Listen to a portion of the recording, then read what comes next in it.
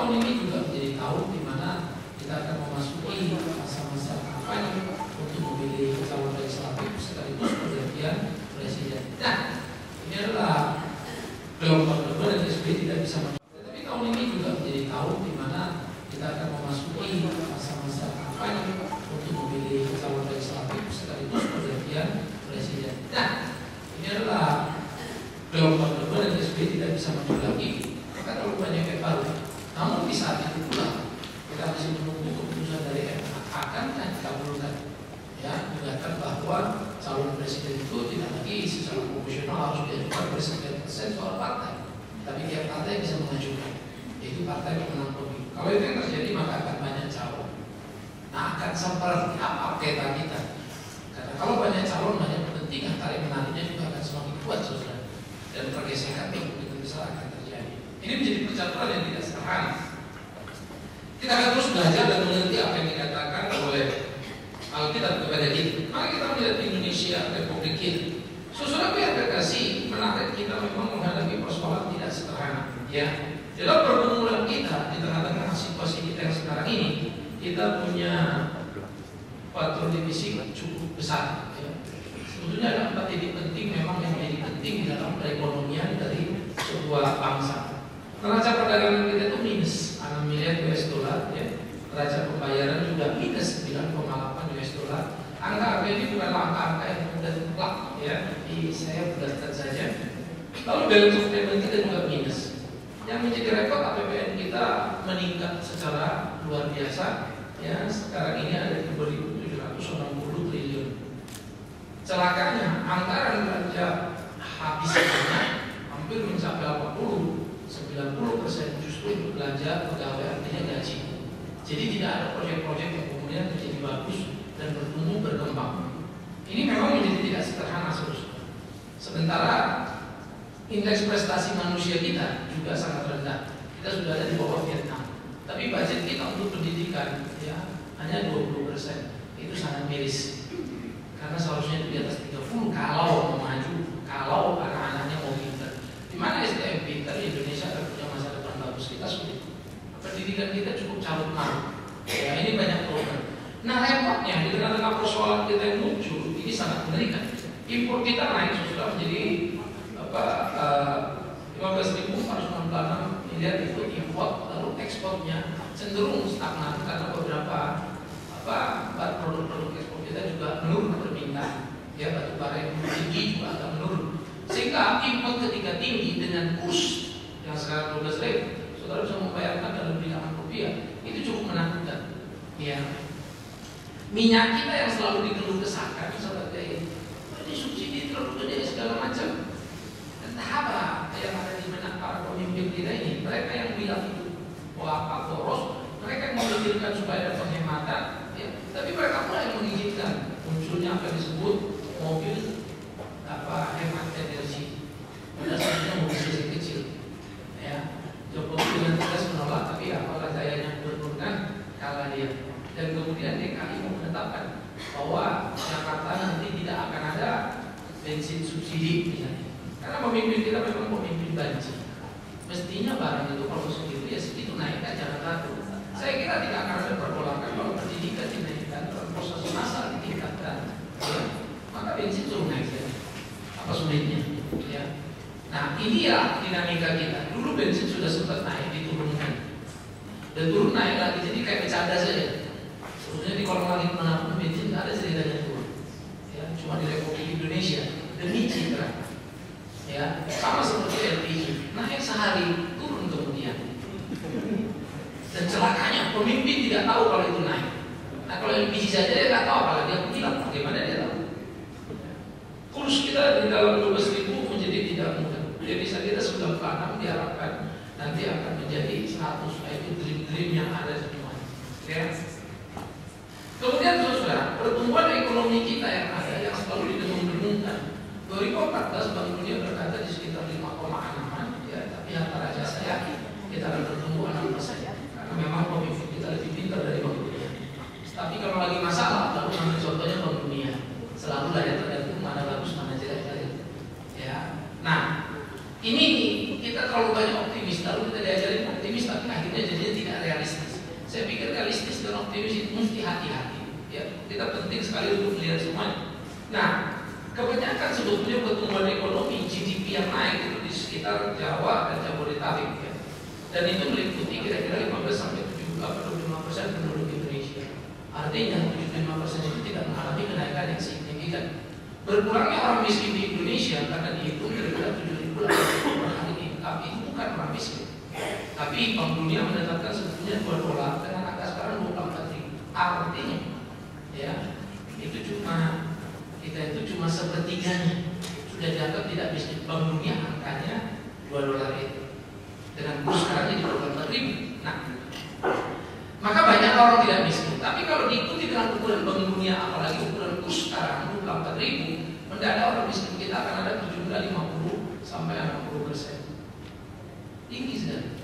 Saudara kalau pergi ke desa lalu ngobrol-ngobrol mereka makan apa dapat apa, memang tinggi sih. Karena saya juga bingung kan. Bagaimana orang begini bisa bertahan? Ya, jadi guru di desa-desa itu masih ada yang 400.000, 500.000 per bulan. Ya. Kemudian di sinilah kenaikan yang tidak merata sehingga angka kemiskinan itu yang biasa menentukan. Saya kasih contoh.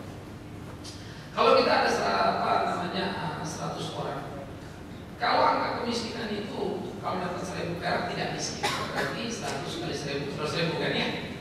Ternyata tidak dapat sekarang 1 juta. 1 juta bagi apa? 1.000. Tuh di 100 orang tadi 1.000 income-nya kan? Jadi 100.000. Kalau 1 juta dibagi berapa tadi 100 ya? Berarti kan udah gede dong. Ya kan? Jadi tinggi angkanya karena cuma 1.000 jadi 10 kali lipat kan. Tapi ternyata memang betul pendapatan kita total itu adalah 1 juta. Tapi yang menghasilkan 1 juta ini nggak sampai 1.000 orang, cuma 25 orang. Income-nya tinggi setengah mati, sehingga mereka membeli yang lain-lain sebenarnya nggak punya income. Nah karena itu saudara tidak usah heran kalau di Jakarta ada orang bingung mau naik mampu saja pun uangnya nggak cukup. Tapi ada naik mobil 9 miliar. Ya, karena miris ya. Saya ngerti mobil itu, bayar pajaknya saja 1 Innova begitu ya. Jadi tiap kali dia bayar pajak 1 tahun, itu sampai beli Innova baru lagi. Gitu. Ya teman saya cerita kemarin servis besar Pak berapa ikut ya, 150 juta. Nah, saya kalau baru pulang servis ya, iya. Gila lu servis besar 150 juta. Ya. Apa lu nggak berasa dosa? Kasih pendeta aku, gitu ya. Masa buat servis kan habis. Spion sana ada berapa puluh juta misalnya. Itu angka yang kalau kita nggak kebayang, tapi itu sudah jadi konsumsi biasa saja. Nah, oleh karena itu kalau kita melihat di dalam bagian seperti ini tidak merata angka kemiskinan yang biasa. Nah ini yang selalu didengung-dengungkan pemerintah bahwa angka kemiskinan tidak berkurang. GDP rata-rata 2010 itu 1.500 per tahun, 1.650. Sekarang dimimpikan 2014 itu 5.000 US dollar. GDP kita akan meningkat 5 kali lipat. Nah itu dengungan pemerintah untuk 2014. Padahal situasinya begini. Nah, GDP paling tinggi per tahun itu adalah Luxembourg, ya, satu negara yang mempunyai hampir 90.000, 80.000 US dollar per tahun. Ada kita sama kita. Di bawah kita ada Maui itu Maui yang di Amerika, dan Maui itu apa namanya di Hawaii. Nah itu negara yang paling miskin. Memang agak berat, jadi bawah 1.000 US dollar. Nah biasanya kalau kita bandingkan negara miskin, ya, itu pemerintah itu maksimalnya di bawah itu. Yang di atas harus dihitung ya. Nah oleh karena itu situasi yang cukup berat, tetapi tidak ada kejujuran. Ini membedakan kita dengan Singapura. Pada waktu Singapura naik 2 digit angka pertumbuhan ekonomi mereka, ya. Lalu kayaknya berpidato dan saya suka pidato. Dia bilang kita naik 2 digit tapi 27%. Tetapi hati-hati, kenaikan ini sangat krusial sewaktu-waktu bisa goncang terjadi. Jadi semua harus jaga, semua harus hati-hati, semua harus begini dan begitu. Agak beda dengan Indonesia, nggak naik pun tidak naik kan. Jadi kita selalu membombardis angka, tidak belajar realistis dan tidak belajar jujur. Padahal kalau orang yang mau, mari kita jujur. Hari ini orang semua ribut, kenapa Jakarta macet, kenapa Jakarta banjir. Saya kadang-kadang pikir di radio dan saya suka kalau nyeletuk gitu. Kalian ini kemana ya waktu mau di Bogor sama si Sutioso yang ngatur Republik ini?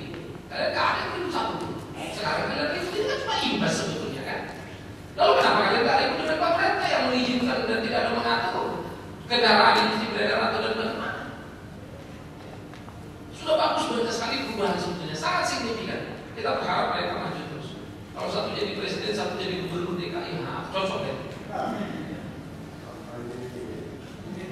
Ini bukan kampanye, nubuat. Kalau kampanye itu anjuran kan.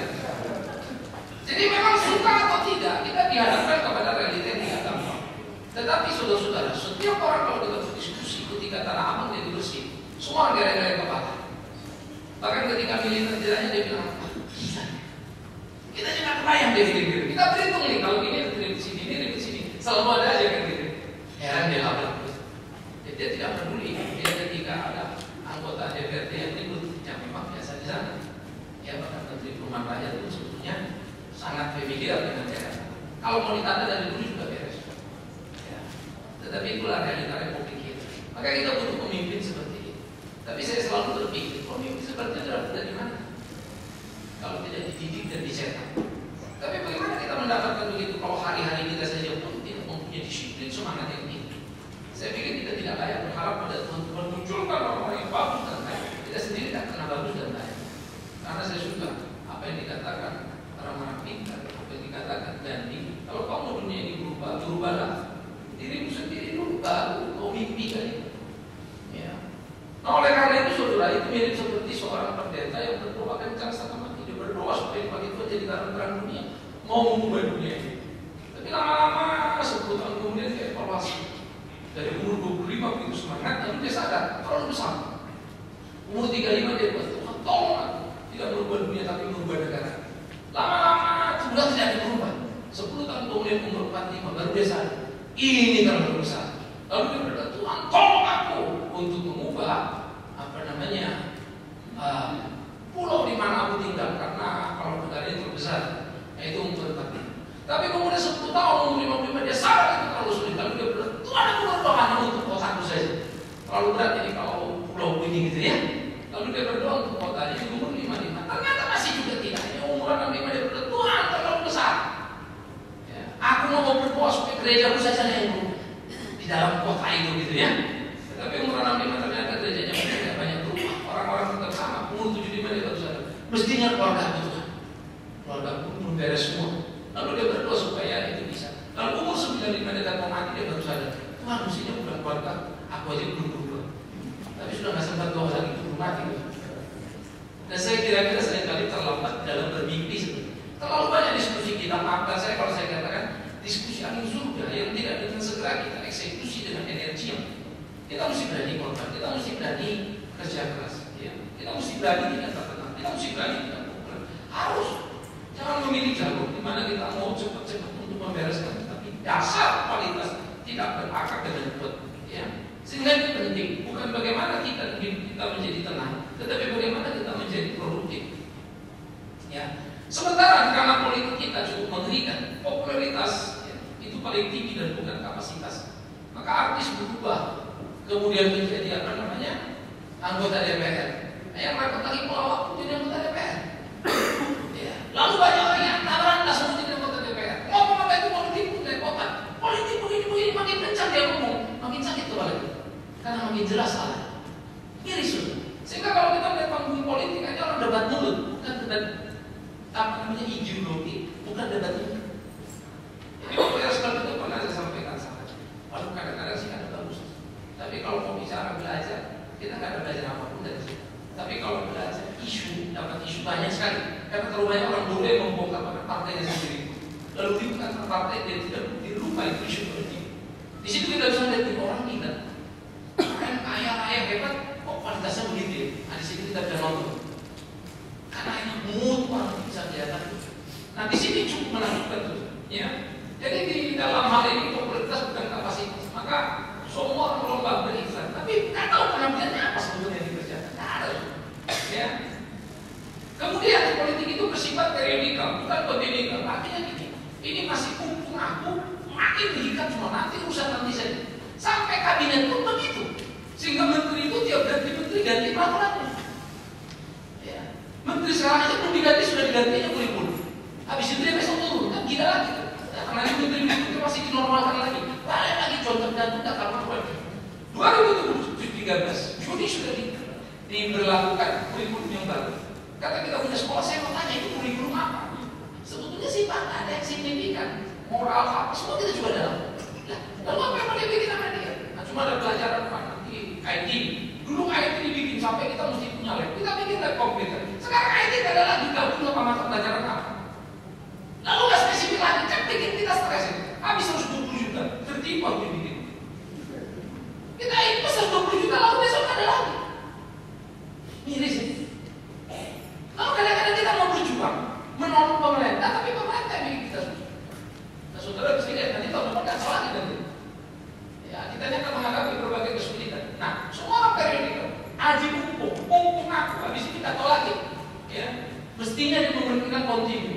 habiskan, ini penting.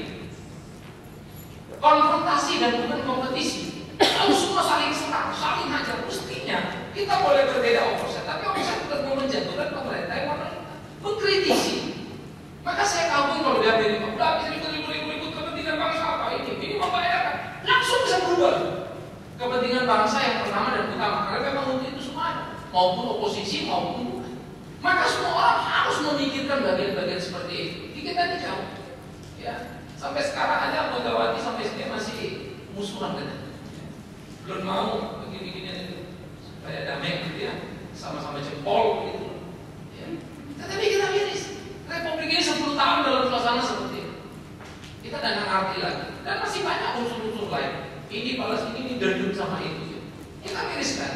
Kekuasaan dan bukan pengabdian. Semua orang mau berkuasa. Maka dipakainya lah seluruh pangkat yang ada untuk menekan orang lain. Ya, dan bukan mengabdi dengan pangkatnya bagaimana melakukan. Kenapa Jokowi sama Ahok langsung top? Pintar-pintar amat. Sorry, brilian juga tidak sebetulnya. Kalau kita analisa di dalam tiap kerjaan dan plan-plannya, masih banyak sebetulnya sinkronisasi yang sangat sulit. Ya. Asal personal saya sangat ambisi sekali untuk bisa bertemu. Saya minta satu kawan untuk atur. Ya. Karena saya kira ada beberapa yang non-program, non-budgeting yang bisa dikerjakan. Karena sampai sekarang Mas Wei di disiplin misalnya, tetapi sebetulnya polisi masih membiarkan motor yang melawan arah. Jadi kita udah bingung sekarang, nggak ikut melawan arah, kita juga nggak nyampe. Ya. Kalau ngikutin aturan begini jadi lalat semua. Ada kalau ditertibkan bersamaan itu luar biasa. Sehingga kalau kalian naik mobil ataupun naik motor di Surabaya jauh lebih tertib daripada di Jakarta. Ya.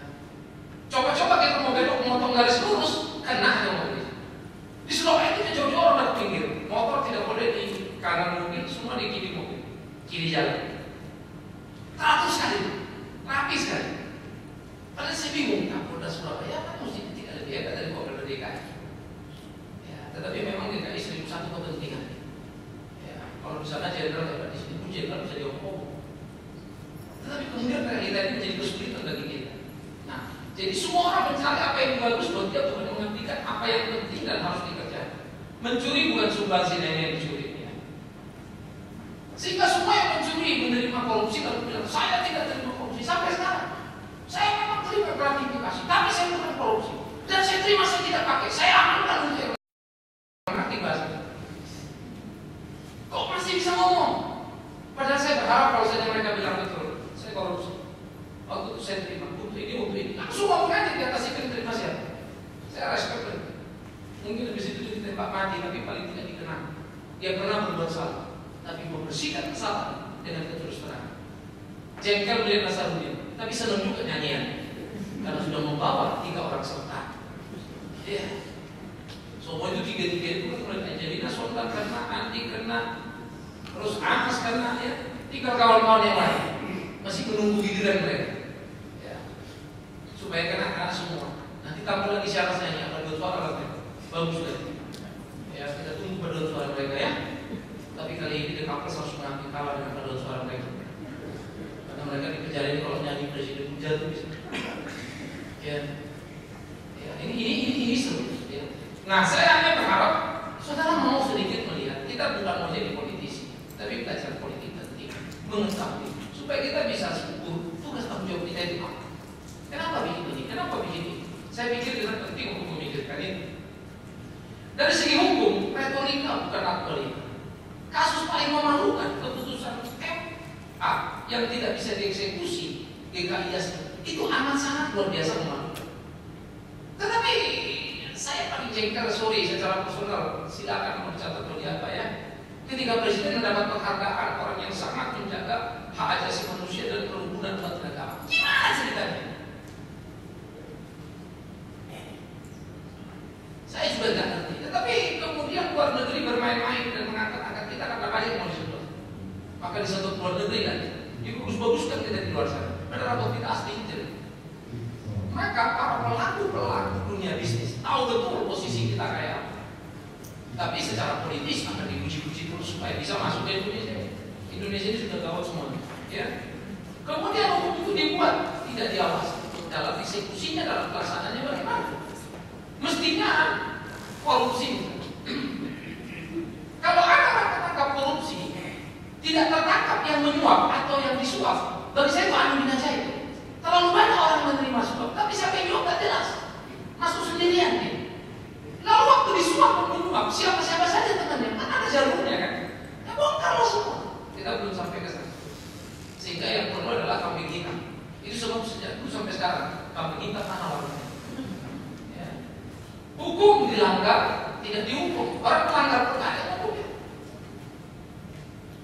Maka sekarang adu buat aja. Ya. Ini kita miris sebetulnya. Nggak baik. Ada kejadian-kejadian yang terjadi di kita. Orang divonis tapi tidak dieksekusi. Entah berapa terhukum mati sekarang yang sudah hukuman mati bisa lari. Yang lebih gawat lagi kemarin saya ketemu orang Afrika itu yang masih dagangan narkoba, ya pada hukum mati statusnya masih bisa jual dari Nusa Kambangan sana. Ya. Salah satu pemesannya katanya dari sini. Saya pernah dicari-cari siapa pesan-pesan itu ya. Aku pun udah takut diperiksa sama polisi kan. Ngeri ya saudara, bisa loh. Bagaimana itu ceritanya? Ya. Hukum tanpa supremasi, karena hukumannya pembantu saja.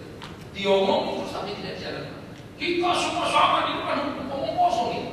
Beda presiden sama tukang beca, beda menteri sama tukang beca, beda pengusaha sama tukang beca. Tukang beca salah dikit sikat masuk penjara. Tapi yang lain-lain itu enggak. Ya seringkali hukum itu tegas hanya kepada orang yang lemah dan di bawah. Miris ya. Ini memang realita kita. Ya, sehingga memang menjadi berat sekali. Dan ini mengimpact kepada masyarakat sosial yang menjadi repot. Karena kemudian terjadi pembodohan di mana kurangnya edukasi. Karena kalau rakyat itu bodoh kan enak bisa dikendalikan. Ini kerjaan pemerintah atau pemimpin yang jahat. Maka waktu era Orde Baru selalu dianggap pembodoh. Karena sebetulnya kalau saudara masuk ke desa-desa, yang namanya sekolah itu ada, guru ada, guru nggak tahu mengajar apa. Sayangkan kita cuma nonton TV ya. Di daerah sini ada sekolah dan ngomong kosong itu semua. Pergi nggak kalian ke sana. Dan guru itu, apalagi kalau di Kalimantan beberapa lampau ya.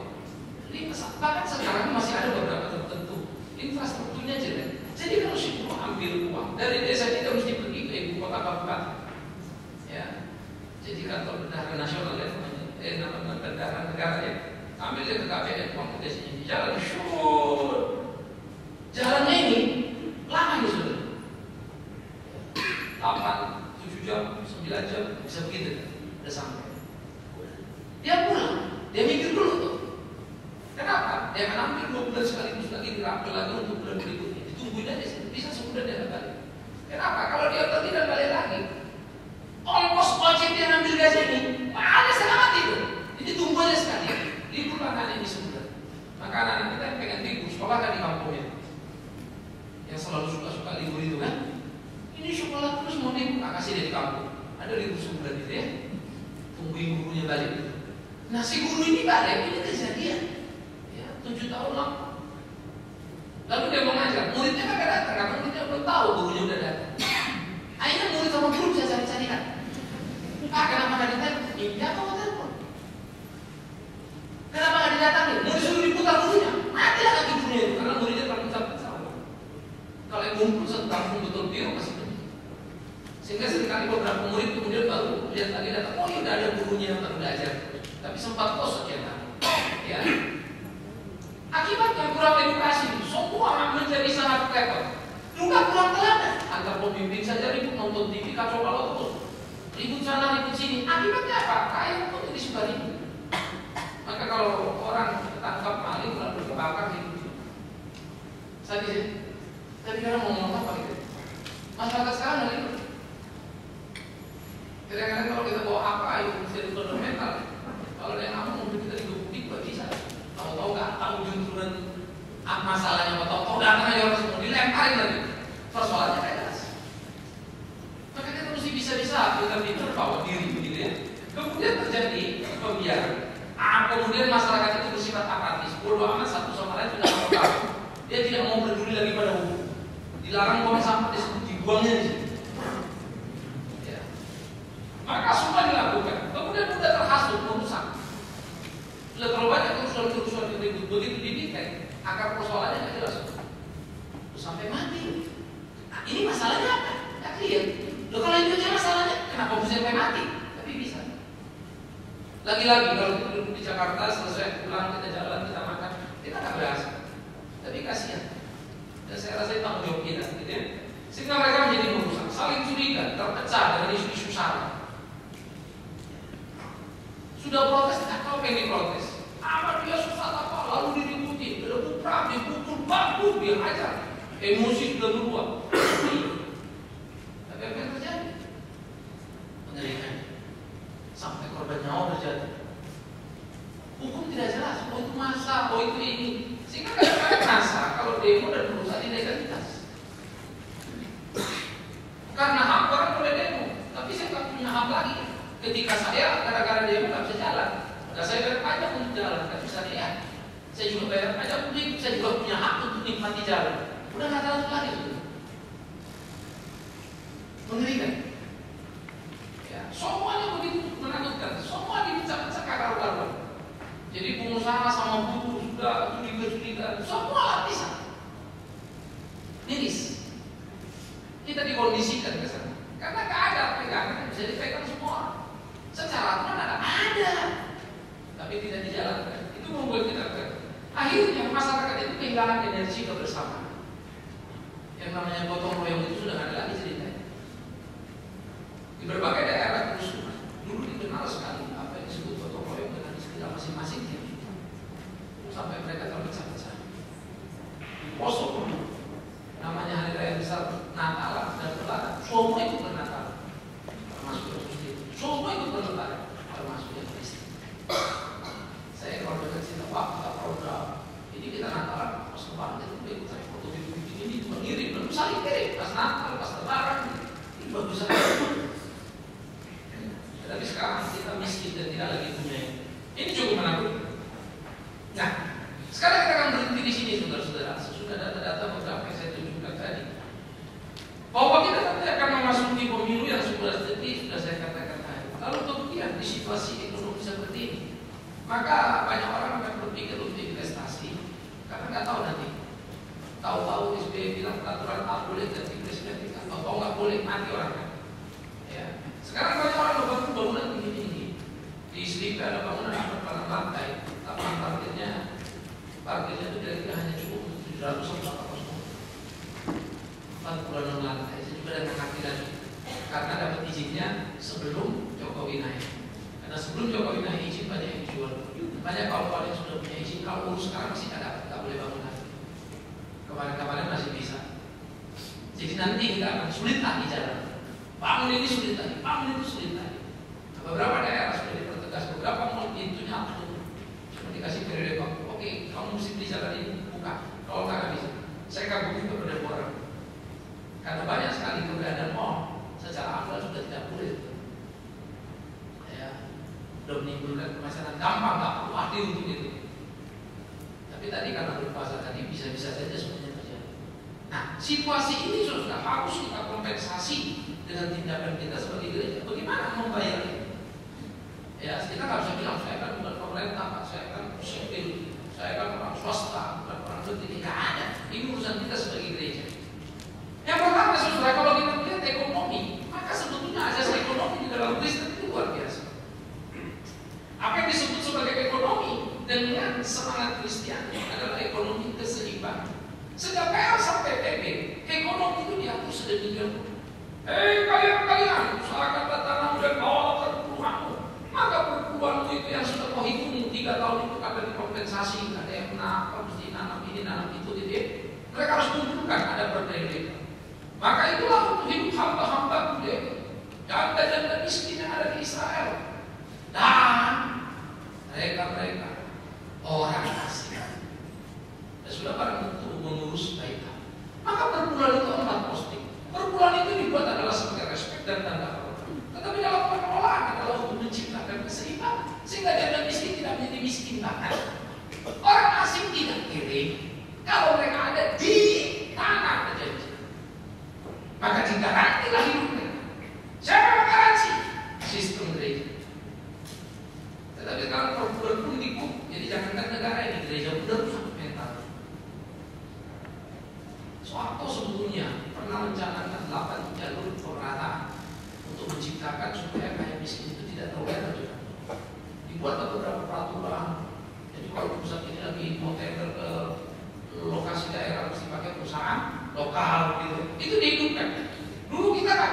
dari perusahaan asing. Saya salah satu yang kecipratan.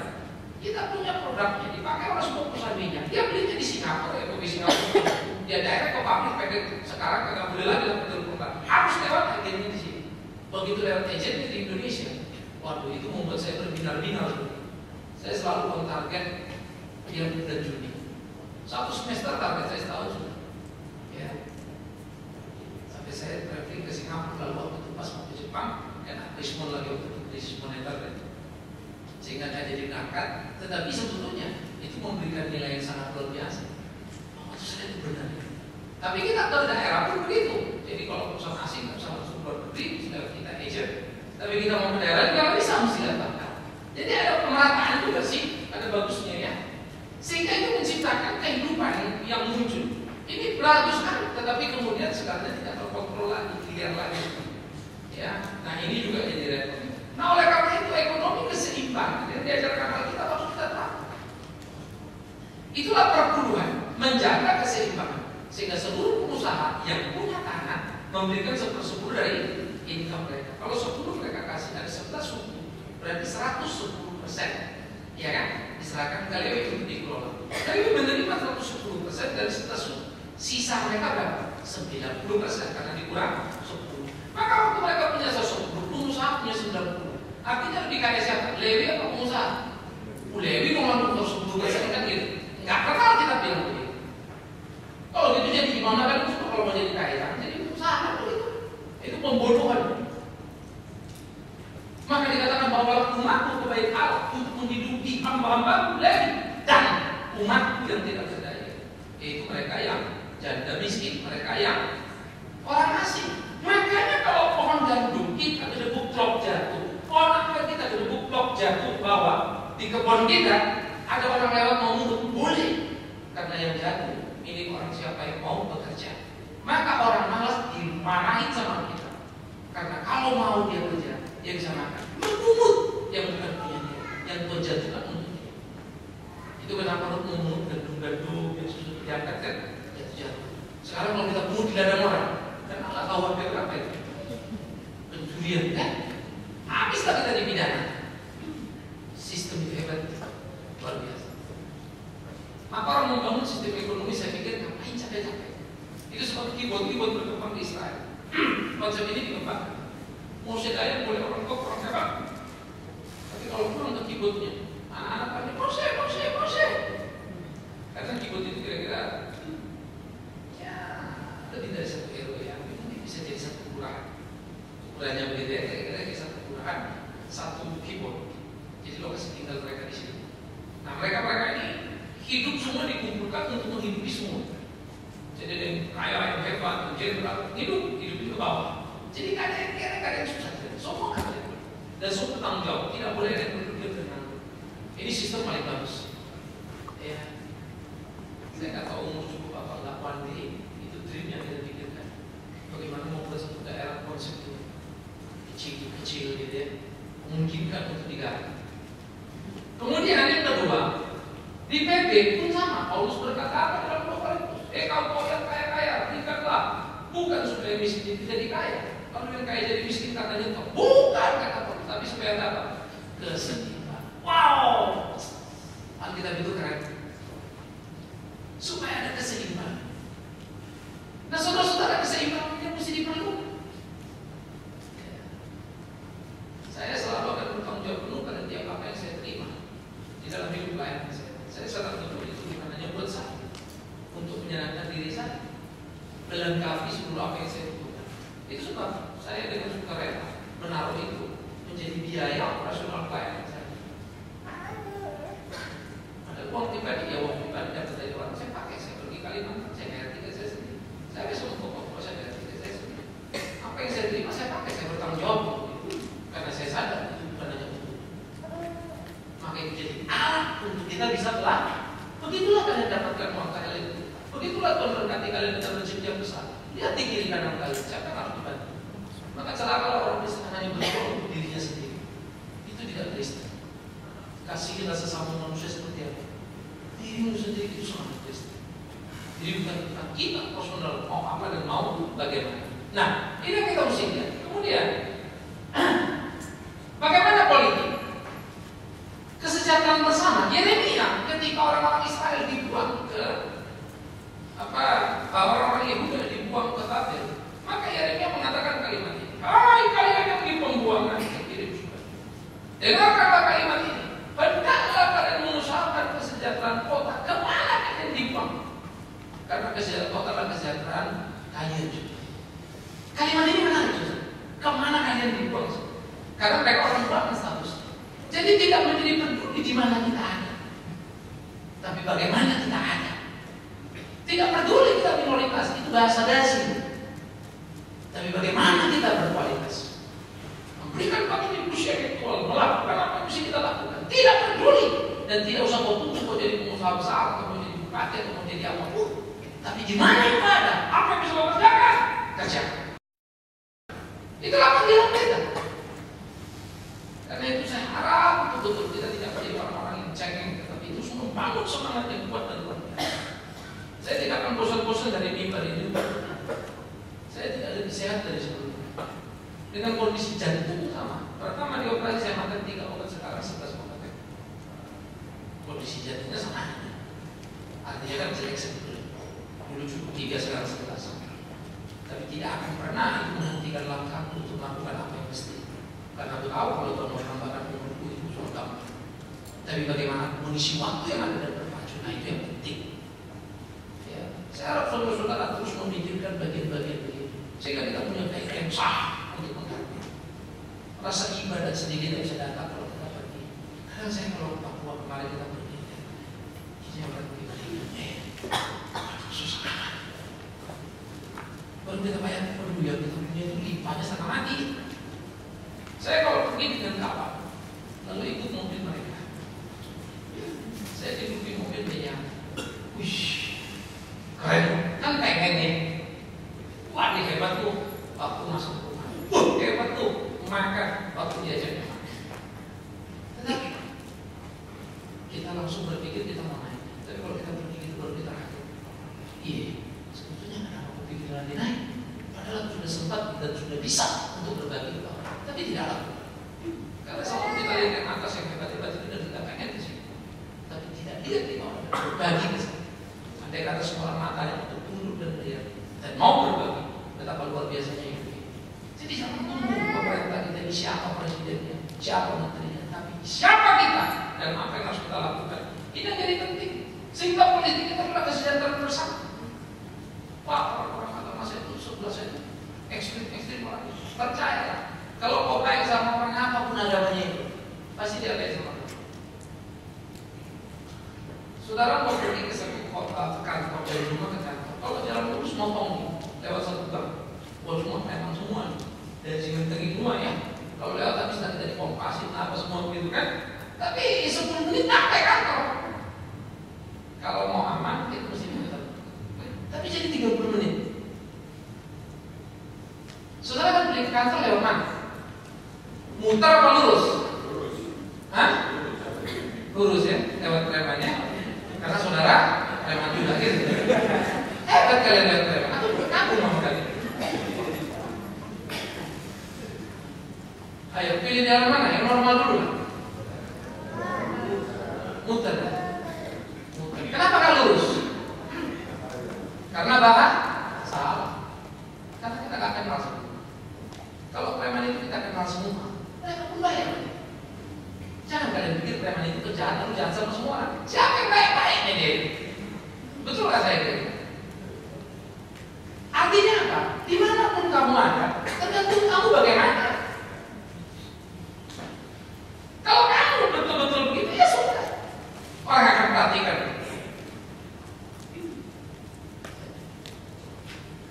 Saya kalau di Kalimantan itu pergi kemana pun ada lega. Anak-anak itu mampu bisa diteriak. Asal jangan sampai mabuk dia lost control gitu. Tapi kalau dikit-dikit itu apa dia teriak. Saya jangan ngomong lagi. Sudah jangan kelahi lagi. Saya ingat betul kita KKR lalu anak-anak main bola. Di rumahnya main bola itu di luar main judi. Bola pangkapul sampai menang. Ini lagi kampung saudara. Gila ya. Udah kayak main bola di Singapura kita tutup buntut di sini gitu. Lalu kelahiran mereka yang mau pukul-pukulan. Waduh. Saya turun ke lapangan tadi saya lihat karena saya hobi bola. Oh udah saya teriak. Tapi menarik. pemimpin KKR dan kepala pemimpin KKR. Kalian bubar semua, bubar. Selesai, saya mikir. Ya. Kenapa mereka dengar saya ngomong? Paling tidak, mereka belum tahu saya jahat atau enggak kan? Yang dia tahu saya koruptor baik, kan itu dah. Kalau dia tahu dia tak brengsek mungkin juga kan dengar. Tapi kalau kemudian dia tahu aku koruptornya baik, lalu hidupku baik, pasti dia juga respect kan? Jadi sebenarnya lawanku siapa? Ya aku sendiri. Jangan minta kau dihormati orang. Dia mau sama saya. Kenapa dia marah sama kamu? Tanya dirimu. Memang kita boleh marah orang kalau hormat kita silakan saja. Tapi rasanya lebih baik kita tanya diri kita kenapa dia tidak hormat. Ya, kalau kita udah benar udah baik, tapi dia nggak hormat juga. Orang bilang nggak usah sekolah ini. Selesai kan? Sehingga di dalam bagian sini kesejahteraan bersama itu menarik. Itu realitanya. Nah hadirkah kita di situ, bergaulkah kita di sini? Saya kadang-kadang nggak kuat juga kalau ngumpul sama kawan-kawan pergerakan itu ya, lagi nongkrong, aduh ngobrol. Wah, apa menurut cara mereka berpikir sama kita kan kita beda. Tapi karena kita ngomong kenapa sih mau negeri? Betul juga tapi apa perlu sampai begitu? Tapi kalau nggak bergaul, siapa mau dengerin? Nah itu mari saya harap semua kita ya. Nanti ada kesana, saudara betul sana, saudara betul sini. Itu penting setengah matinya. Kemudian hukum adalah ketaatan. Di dalam Keluaran 20 itu menarik sebetulnya legalitas hukum yang terstruktur ketika Tuhan berkata kepada Musa, akulah Tuhan Allahmu yang telah membawa kau keluar dari Mesir dari tanah perbudakan. Jangan kata Allah lagi dan seterusnya. Akulah Tuhan Allahmu. Dengarlah ini. Jangan. Kalau kau lakukan apa yang kukatakan, aku akan memberkatimu. Dan itu jadi kepala. Tapi kalau kau langgar apa yang kukatakan, menghukummu, nah itu jadi ekor. Maka tidak penting mimpimu jadi kepala atau ekor, penting hidupmu kayak apa. Tidak penting doamu sepanjang apa, tapi penting hidupmu benar, orang benar itu benar. Ya. Jadi kita bisa menemukan bagian-bagian seperti itu. Lalu sosial, yaitu kesatuan. Bagaimana kita bersatu? Kasihlah sesama manusia seperti apa? Dirimu sendiri. Itulah seharusnya kita lakukan dalam hidup keimanan kita. Sehingga dengan demikian kita hidup berkenan kepada Tuhan, melakukan apa yang Tuhan kehendaki. Nah saudara, biarlah ini menolong kita untuk memasuki hati kita, menjalani kehidupan kita, sehingga kita jadi juga berkenan kepada Tuhan. Nah bagaimana kita menyongsong Indonesia baru ini? Saya kadang-kadang malu juga dengan orang-orang yang berpolitik secara murni, yang bersuara secara murni. Saya mengenal beberapa rekan saya yang sebetulnya dia sudah dapat posisi yang sangat bagus dari PBB gitu. Kalau dia cerita, kenapa gak terima? Enggak lah. Saya berapa mau apa lagi? Uang juga cukup lah. Kalau mengikuti terus saya nggak ada habisnya. Udah di sini aja. Orang-orang pergerakan. Saya membaca sejarah para pahlawan kita yang hidup dan mati tidak meninggalkan warisan, tapi mempertaruhkan nyawanya untuk kemerdekaan Republik ini. Hebat ya. Saya baca kisah dan mereka bukan Kristen. Tapi kita perlu lihat orang Kristen yang selalu bilang sudah sama manusia. Hidup orang di dalam warna itu dikarenakan, tapi donati tidak kayak memalu. Semoga itu menurut kita dan menurut kita. Ya. Udah seci menggap banyak di Indonesia. Sementara orang Kristen KKR di sana sini. Apa yang kita lakukan untuk orang-orang yang terpojok sama? Tidak ada yang salah dengan KKR. Tapi bagi saya sangat salah kalau tidak diikuti dengan tindakan nyata yang membumi, di mana kita ambil bagian dan menolong orang yang terpojok. Biar ini menjadi challenge bagi kita, supaya kita sungguh menggarap itu dan menjawab tantangan. Semakin besar kesulitan Republik ini, semakin besar peluang kita untuk melakukan apa yang mesti. Kita tahu sampai di sini supaya kita sedikit berdiskusi. Hari ini tidak ada banyak pertanyaan ya, karena ini baru pertama kita terus sosialisasi. Jadi 1-2 saja. Ya kalau ada yang mau bertanya. Ada yang mau tanya kan? Oke, tidak ada. Oh, boleh Pak? Yuk. Terima kasih. Saya amat sangat setuju dengan yang Bapak uraikan. Ini juga jadi pertanyaan saya tahu kemarin. Sehingga tahun 2014 ini merupakan tahun yang kita lalui. Nah, sebenarnya yang menjadi pertanyaan, apakah kita ini mau berada di negara yang aman, negara yang adil, negara yang tertib? Kalau mau aman, itu Norwegia tempatnya kelima. Tertib itu Belanda paling tertib, bahkan melacur pun tertib, ya mau menggeleng pun tertib, gitu ya, Bu Nona ya. Iya, karena istri saya kemarin saya lihat pelacuran tertib, begitu ya. Nah, sekarang di Indonesia kita menghadapi hal yang begitu seperti Bapak uraikan tadi. Sejauh mana sebenarnya gereja bisa mempengaruhi? Ya, saya sendiri mencoba untuk mempengaruhi diri saya sendiri untuk menjadi baik, walaupun belum tentu baik. Ya, tetapi setidak-tidaknya menuju ke arah sana. Kita bagaimana mempengaruhi? Ini kuncinya di sana. Terima kasih. Bagaimana mempengaruhi? Itu sederhana. Itulah sesuai dengan kehendak Tuhan. Maka yang adalah dalam dan terang. Itu simpel. Tinggal kapasiti kita ada di mana. Ya.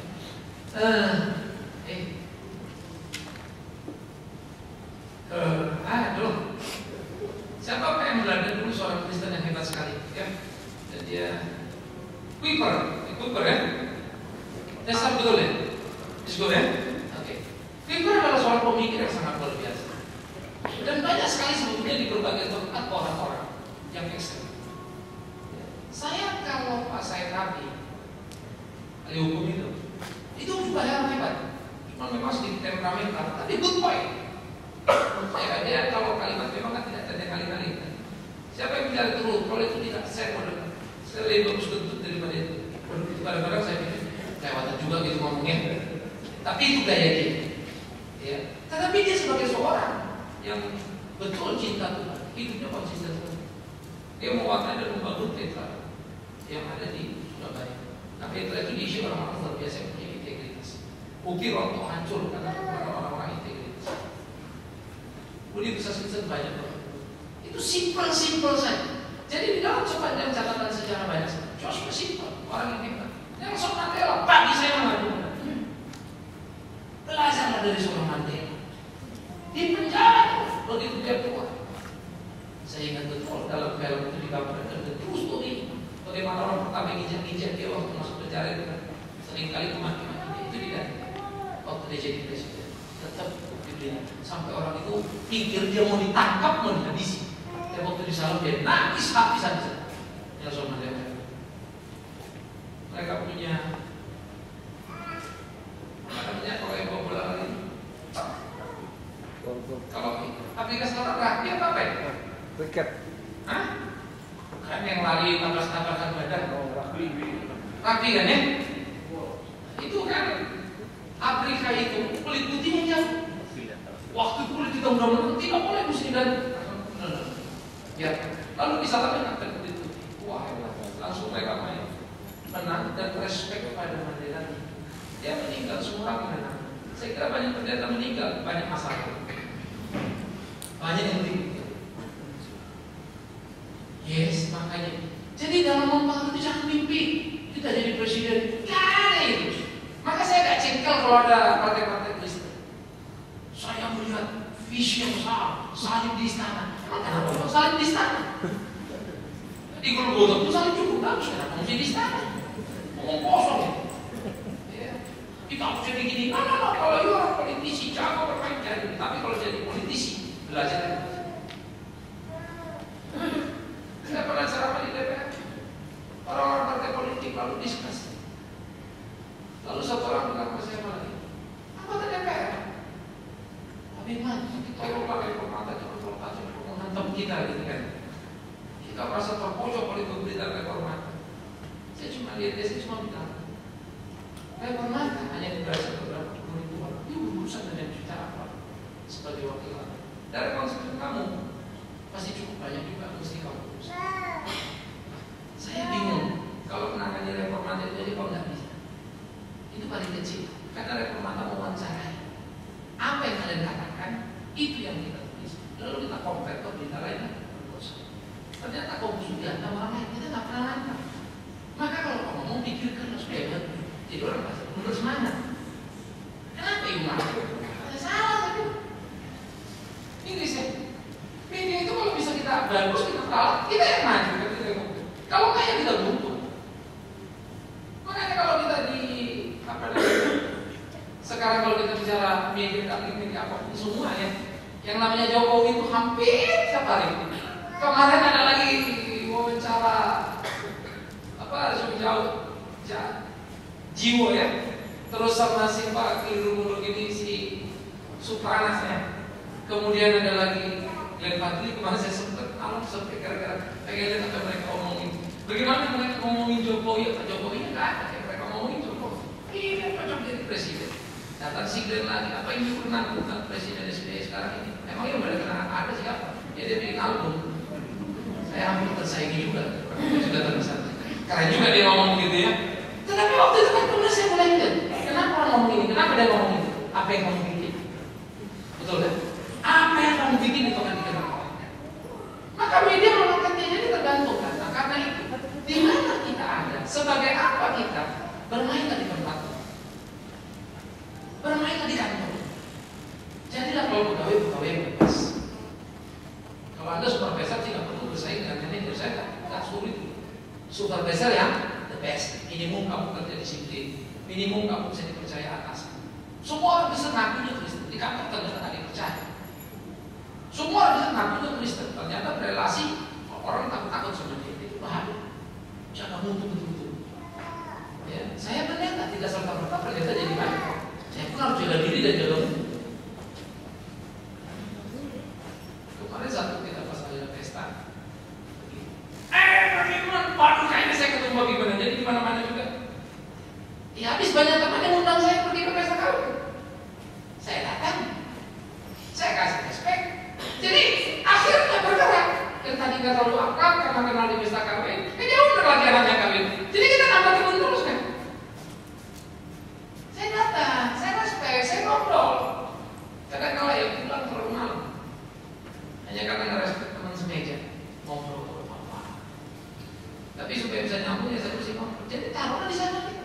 Lalu kita kasih tahu. Kalau masuk gitu ya, dan masuk firman. Bisa. Tidak harus formal kan. Nah, jadi saya pikir kalau kita mau menyongsong Indonesia baru ini, maka kita bergerak bersama. Ya, saya dulu sudah banyak bicara dengan banyak orang. Selalu ada perbedaan ini, kelompok ini, usaha ini, blok ini, gitu kan. Saya memberikan berbagai pertimbangan. Nah itu akan kita pikirkan. Ya. Saya akan terakhir saja waktu Jokowi maju, BB saya ini kan rajin sekali. Saya teruskan tentang broadcast tentang Jokowi apa segala macam. Saya di kelurahan saya pun di RT saya karena saya ketua RT, saya berikut. Karena saya sudah dengar lurah sudah berinstruksi, pokok harus menang. Ada 15 RT kami, 14 terima amplop. Cuma satu di masjid lainnya. Karena dianggap sudah bukannya di situ. Udah, pas itu saya ikut. Wah, apa mas? Nelpon papa saya mau bawa ini pak. Kemana saya disuruh itu? Ada papa kemana saya tanya katanya Jokowi. Ini gimana pak? Ya terus Jokowi. Nanti kalau mereka tanya, bilang iya pak. Masuk situ Jokowi. Nah, ini habis tusuk dia pulang laporan iya kok saya pilih Jokowi gitu. Jelas ya. Nah, maka kita mau bilang jalankan saja. Lalu berikut saya juga ikut, saya pendeta. Ini nggak jelas. Jokowi. Jelas mau dibelokkan gitu. Saya teriak, Jokowi kepada sikapnya. Untuk karena terus suara kita besar. Jokowi. Itu juga gunanya suara kencang kan. Suara orang Batak itu punya pengaruh kan. Jokowi. Jokowi. Hanya RT saya menang. Begitu di RT saya menang, semua RT ngumpet dipanggil lurah. Dicari lurah pada lari. Kenapa kalah? Saya nggak ketawa. Saya nggak ada ketawa. Saya apalagi saya mau nyumbang, saya butuh banyak ide tentang lalu lintas, tentang apa sistem yang menurut saya. Bagaimana koordinasi waktu kita? Saya kasih. Jadi silakan ya. Yuk kita berlomba memberi apa yang kita bisa. Kalian semua pasti buat pakai. Ya, semua kita buat pakai. Tinggal kita lihat peluang kita. Tapi memang janji dan janji. Tuhan memberkati kita. Terima kasih Tuhan untuk apa yang boleh kami renungkan dalam seminar. Terus tolong pimpin kami di hari-hari kami berkenan padamu, melakukan apa yang Tuhan mau. Demi Yesus Kristus, kami berdoa menyerahkan diri kami, gereja kami, bangsa dan negara kami. Biarlah gereja ini menjadi model, tapi untuk gereja menjadi model, biarlah keluarga kami menjadi model, supaya keluarga kami menjadi model. Biarlah kami pribadi menjadi model